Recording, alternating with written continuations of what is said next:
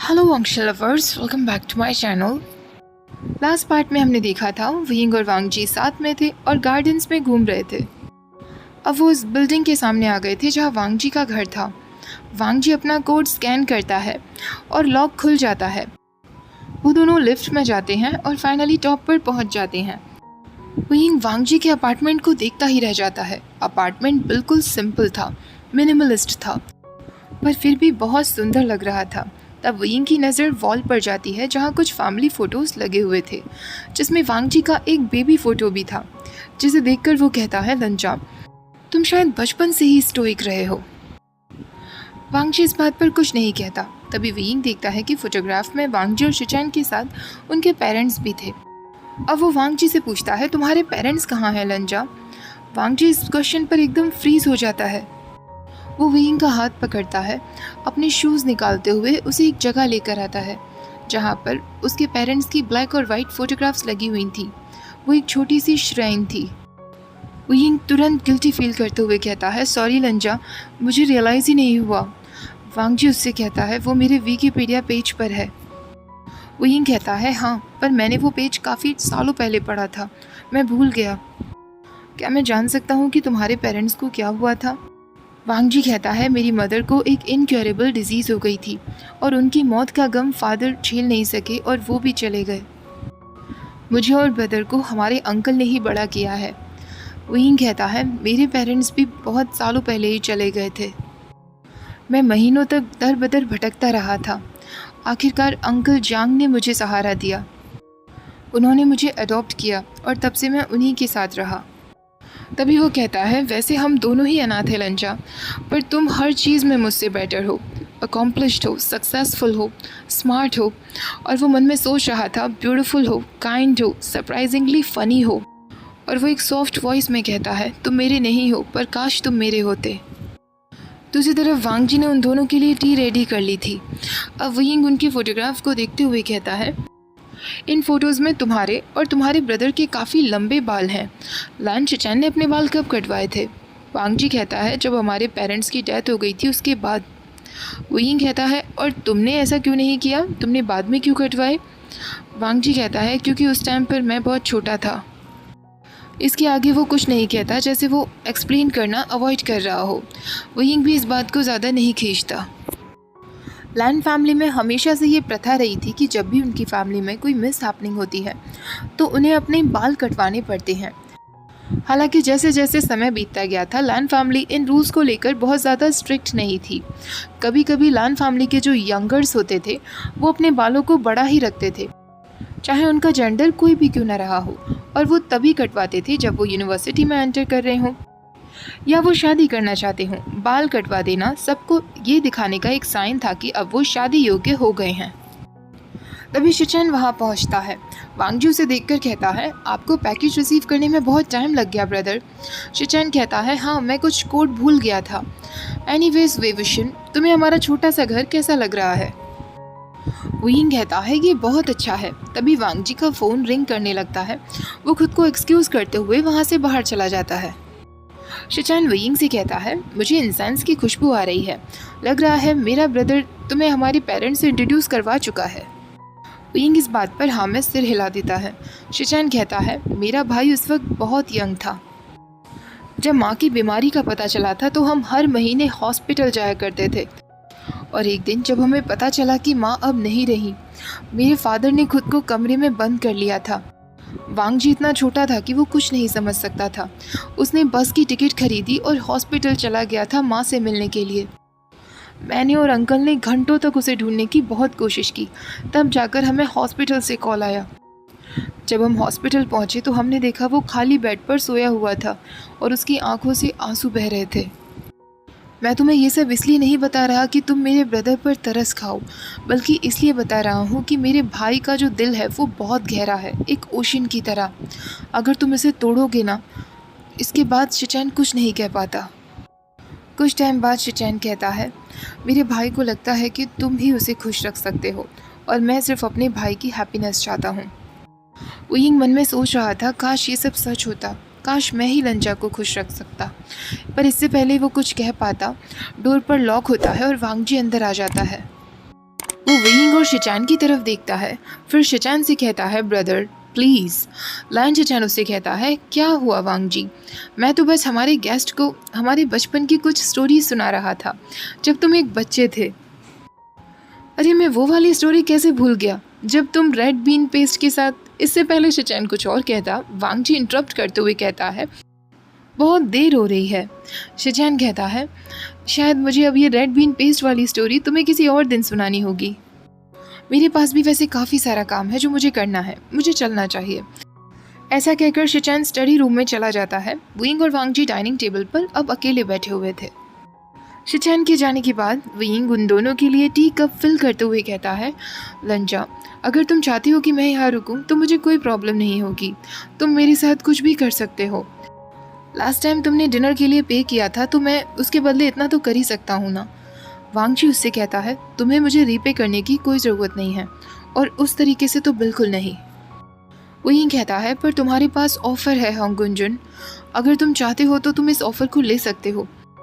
मुझे पता है लास्ट टाइम तुम मेरे साथ काफ़ी रफ थे, अगर तुम्हें इस बात की चिंता है कि तुम मुझे हर्ट कर दोगे तो मुझे कोई फ़र्क नहीं पड़ता। अगर तुम हो तो मुझे कोई फ़र्क नहीं पड़ता, चाहे तुम कुछ भी मेरे साथ करो। वांग जी तुरंत अपना टी कप नीचे रखते हुए वियिंग का हाथ अपने हाथों में लेता है और उसके हाथ पर किस करता है और उससे कहता है मैं तुम्हारा कोई फ़ायदा नहीं उठाना चाहता वियिंग। वियिंग कहता है पर वो पर्सन जिसके लिए तुमने वो सॉन्ग लिखा था। वांग जी मुस्कुराने लगता है और सॉफ्ट वॉइस में कहता है उस सॉन्ग का नाम है वांगशियन।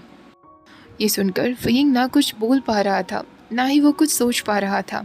तभी वांग जी जेंटली उसके हाथों को टेबल पर वापस रखता है, अपनी चेयर से उठता है और उसके पास जाकर कहता है गेस्ट रूम स्टडी रूम के बराबर में ही है, गुड नाइट वियिंग। ऐसा कहकर वांग जी अपने रूम में चला जाता है। अगली सुबह जब वियिंग उठता है तो उसे रियलाइज़ होता है कि वो एक हार्ड वार्म और बहुत ही ज़्यादा वाइट बेड पर सोया हुआ था। वो धीरे धीरे अपनी सिटिंग पोजीशन में आता है और आसपास देखकर फिगर आउट करने की कोशिश करता है कि वो कहाँ है। पूरा रूम बिल्कुल क्लीन था, उसके कपड़े नीटली फोल्डेड पास ही के एक वुडन चेयर पर रखे हुए थे। वो अपनी तरफ देखता है तो उसने बहुत ही ज़्यादा फेमिलियर सी नाइट शर्ट पहनी हुई थी। जैसे ही वियिंग अपना फ़ोन चेक करता है उसे रात की सारी बातें याद आ जाती हैं जब वांग जी उससे कह कर गया था कि उस सॉन्ग का नाम वांगशियन था। वियिंग सोचने लगता है इसका मतलब वो मैं था, पर मैं कैसे हो सकता हूँ, इतनी छोटी सी इन्फॉर्मेशन से मैं कैसे पता लगाऊंगा। हो सकता है मैं गलत सोच रहा हूँ, लंजा मुझसे कैसे प्यार कर सकता है। मैं कंपटीशन में उसका राइवल रहा हूँ, मैंने हमेशा उसे अनॉय किया है। अगर मैं उसकी जगह होता तो मैं तो कभी भी मुझसे प्यार नहीं कर पाता। तभी उसे वीचैट पर मैसेज रिसीव होता है। वो वांग जी का मैसेज था जिसमें वांग जी ने एक मॉर्निंग सन, एक स्माइली फेस और एक क्वेश्चन मार्क भेजा था। वियिंग को कुछ टाइम लगता है ये रियलाइज़ होने में कि वांग जी उससे पूछना चाह रहा है क्या वो उठ गया है। वियिंग उसे यस मैसेज कर देता है। उसके बाद एक और मैसेज उसे रिसीव होता है जिसमें इस बार वांग जी ने उसे एक टी कप, ब्रेकफास्ट और एक एरो का स्माइली बनाया हुआ था। वियिंग एक बार फिर कंफ्यूज्ड हो जाता है। तब उसे रियलाइज़ होता है कि शायद ये एरो उस डायरेक्शन में दिखा रहा होगा जहाँ गेस्ट रूम का एग्जिट डोर है। वियिंग उसे थैंक्स मैसेज करता है और रेडी होकर वहाँ से बाहर निकल जाता है। ब्रेकफास्ट टेबल पर ऑलरेडी लैन ब्रदर्स बैठे हुए थे। शिचान कहता है good morning Vibhushan, I hope तुम्हें हमारे बनाए हुए कोंगी और सोया मिल्क अच्छा लगेगा। वियिंग तुरंत मुस्कुराते हुए अपने लिए सर्व कर लेता है और शिचान से कहता है क्या तुम्हारे पास कुछ चिली ऑयल है। शिचान और वांग जी एक दूसरे की तरफ देखने लगते हैं। तभी शिचान कहता है अभी तो नहीं है, पर मैं कुछ बाहर से ला सकता हूँ। वियिंग ना में सिर हिलाते हुए कहता है नहीं, मैं इससे भी काम चला लूँगा, बस मुझे थोड़ी स्पाइसी चीज़ें ज़्यादा अच्छी लगती हैं, इसलिए मैंने कहा। वांग जी अब उन दोनों के लिए कॉफ़ी बनाता है। तभी शिचान कहता है तो आज के क्या प्लान्स हैं विभूषण। वियिंग कहता है मेरे पास तो फ़िलहाल कोई प्लान नहीं है। तभी शिचान कहता है वांग जी की आज कुछ मीटिंग्स थी पर उसने पोस्टपोन कर ली हैं, अनफॉर्चुनेटली मैं नहीं कर सकता। तुम्हें कोई प्रॉब्लम तो नहीं है ना अगर अकेला वांग जी तुम्हें आसपास घुमाए तो। वियिंग कहता है बिल्कुल भी नहीं, मैं बस बहुत ज़्यादा परेशानी खड़ी नहीं करना चाहता। इस बात पर वांग जी अचानक कफ करने लगता है। वियिंग हंसते हुए कहता है तुम्हें मुझ पर विश्वास नहीं हो रहा लड़का का। मैं प्रॉमिस करता हूँ आज मैं अपने बेस्ट बिहेवियर में रहूँगा। वांग जी कहता है, अच्छा मुझे याद है तुमने मुझसे कहा था कि तुम सही यूनिवर्सिटी में एडमिशन लेना चाहते हो, सिर्फ और सिर्फ मुझे तंग करने के लिए। वहीं कहता है, मुझे भी याद है तुमने मुझसे कहा था कि मुझे एडमिशन नहीं मिलेगा। तभी शिचैन कहता है, पर मुझे लगता है उसके पास एक मौका है। वांग जी इस बात पर कहता है, ब्रदर उसे आइडियाज मत दो। वहीं पाउच बनाते हुए कहता है, लंजा ये क्या बात हुई, क्या तुम नहीं चाहते कि मैं तुम्हारी यूनिवर्सिटी में एडमिशन लूँ और तुम्हें तंग करूँ? फिर तुमने इतना ब्यूटीफुल सा सॉन्ग मेरे लिए क्यों लिखा था? वांग जी शिचैन की तरफ देखता है, उसे एम्बैरेसिंग फील होता है और वो सोचने लगता है, मुझे रिग्रेट हो रहा है, मैंने तुम्हें ये इन्फॉर्मेशन क्यों दी। विंग इस बात पर हंसने लगता है और उससे कहता है, हम गुंजन तुमने कॉफ़ी में कितने परफेक्ट हार्ट्स बनाए हैं, तुमने ये कहीं से सीखा है क्या? वांग जी कहता है, मैंने एक बार लाटे आर्ट सेमिनार अटेंड किया था। अब शिचैन कहता है, हमें हमारे गेस्ट को क्लॉरोसिस गार्डन्स में ले जाना चाहिए। वांग जी कहता है, पहले हमें रैबिट्स को फीड कराना है। वो तीनों मिलकर काफ़ी टाइम तक गार्डन्स में घूमते हैं। उसके बाद शिचैन को फ़ोन कॉल रिसीव होता है और वो वांग जी से कहता है, मुझे अब तुम दोनों को अकेला ही छोड़ना होगा, मुझे वर्क पर जाना है। शिचैन के जाने के बाद विंग वहाँ एक लाइब्रेरी देखता है और वांग जी से कहता है, होल्ड ऑन लंजा, ये लाइब्रेरी तो पूरी तरीके से जल गई थी ना, मुझे तो अब इस पर एक मार्क भी नहीं नज़र आ रहा। वांग जी कहता है, हमने इसे रीबिल्ड करा लिया था, सही पुलिस ने उन लोगों को पकड़ भी लिया था जिन्होंने ये सब करवाया था। विंग कहता है, किसने करवाया था ये सब? वांग जी कहता है, चशान से कुछ ड्रंक लोग थे, थैंकफुली सारी रेयर बुक्स हमने ऑलरेडी सेव कर ली थी। विंग वांग जी से कहता है, अब मैं समझ गया तुम्हारे वो ब्रोकन लेग का कारण क्या था। अब वो दोनों मिलकर वांग जी के फेवरेट म्यूजियम में घूमते हैं। वांग जी उसे बिलिंग लेक के पास एक रेस्टोरेंट में लेकर आता है जहाँ वो दोनों साथ बैठकर लंच करते हैं। क्योंकि वो लेक के पास रेस्टोरेंट था इसलिए ठंडी ठंडी हवा बह रही थी और लेक का पानी भी उन दोनों को दिख रहा था। विंग अचानक से कहता है, ये जगह देखकर मुझे लोटस स्पॉट्स की याद आ रही है, क्योंकि ये जगह मुझे बिल्कुल लोटस पेड़ के उन गार्डन्स की याद दिला रही है जहाँ से मैं लोटस स्पॉट्स चुराया करता था। वांग जी कहता है, मुझे कभी भी मौका नहीं मिल पाया लोटस कोव के वो फ्लोटिंग गार्डन्स देखने का। विंग कहता है, यहाँ से वो ज़्यादा दूर भी नहीं है, तुम चाहते तो आ सकते, अगर तुम मेरे साथ युनमग में क्लबिंग जाने के लिए हाँ कर देते तो मैं तुम्हें वहाँ ले जाता। अब वो दोनों एक बोट लेते हैं। बोट पर एक ओल्ड लेडी बैठी हुई थी, जो भी आसपास में ब्रिजेस पड़ रहे थे वो उन सारे ब्रिजेस की हिस्ट्री उन्हें बताती चल रही थी। एक जगह आकर वो कहती है, अब हम मीटियोर रिवर पर हैं। वांग जी कहता है, आप हमें यहीं छोड़ दीजिए। वो लेडी किनारे पर ले जाकर उन दोनों को छोड़ देती है। विंग अभी भी सरप्राइज्ड और कंफ्यूज था कि वांग जी ने यहाँ बोट रोकने के लिए क्यों कहा।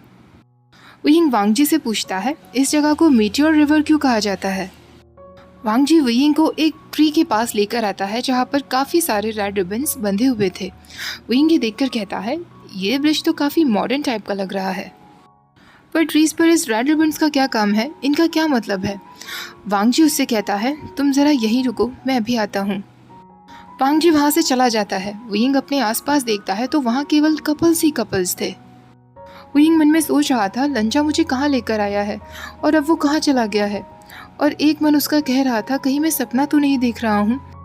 तभी वांग जी वहाँ वापस आ जाता है। उसके हाथ में भी एक रिबन था। वो उसका एक सिरा विंग के हाथ में देता है। वो दोनों मिलकर उस ट्री पर रिबन को बांध देते हैं। ऐसा करते वक्त विंग का दिल जोर जोर से धड़क रहा था और उसके हाथ कप कपा रहे थे। वांग जी उससे पूछता है, विंग कहता है, कुछ नहीं लंजा, बस मुझे बहुत अजीब लग रहा है। अगर कुछ साल पहले तुम मुझे बताते कि एक दिन हम दोनों यहाँ सई में आकर इस लव ब्रिज पर रिबन बांधने वाले हैं तो शायद मैं तुम पर हंसने लगता। वांग जी अचानक से सीरियस हो जाता है और उससे कहता है, ये कोई लाफिंग मैटर नहीं है विंग, अगर तुम ऐसा नहीं करना चाहते तो। इससे पहले कि वांग जी कुछ और कहता, विंग तुरंत उसे किस कर लेता है। वांग जी अचानक सरप्राइज रह जाता है, लेकिन अपनी आंखें बंद करते हुए वो भी विंग को अपने नज़दीक खींच लेता है। उसका एक हाथ विंग के चीक्स पर और दूसरा हाथ उसके बालों में था और विंग ने वांग जी के कॉलर को पकड़ा हुआ था। वो दोनों काफ़ी लंबे समय तक उस ट्री के नीचे एक दूसरे को किस करते हैं। उस लंबे किस की वजह से विंग की नीज एकदम वीक हो गई थी। वो जैसे ही फिसलने वाला था, वांग जी तुरंत उसे पकड़ लेता है। विंग मुस्कुराते हुए उससे कहता है, घर चलते हैं लंजा, तुम्हारे प्लेस पर, मेरा मतलब है सॉरी। वांग जी उसके लिप्स पर फिंगर रखते हुए कहता है, हमारे घर विंग। इस तरह वांग जी वेइंग का हाथ पकड़ लेता है और वो दोनों ब्रिज को एक साथ पार करते हैं। ओके गाइस, आज का ये रोमांटिक सा पार्ट यहीं ख़त्म करते हैं। फाइनली वेइंग और वांग जी ने अपना प्यार कन्फेस कर दिया है। अब कल क्या होने वाला है वांग जी के अपार्टमेंट पर जाने के बाद, वो तो हम कल के पार्ट में ही देखेंगे। आई होप आज का पार्ट भी आप लोगों को अच्छा लगा होगा। वीडियो पसंद आई हो तो प्लीज़ वीडियो को लाइक, शेयर, चैनल को सब्सक्राइब करना मत भूलिएगा। Thank you for watching. Bye bye.